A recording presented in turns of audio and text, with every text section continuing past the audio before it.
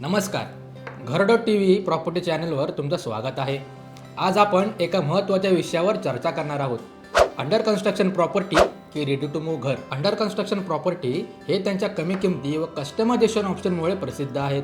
तुम्ही तुमच्या आवडीनुसार डिझाईन लेआउट्स तयार करू शकता. ते काही रिस्क असतात, मार्केट डिलेस, वाढलेले एक्सपेन्सेस व मार्केट फ्लक्च्युएशन्स. यामुळे खरंच कधी कधी असं वाटते की इतका वेळ व इतका पैसे गुंतवणं बरोबर आहे का?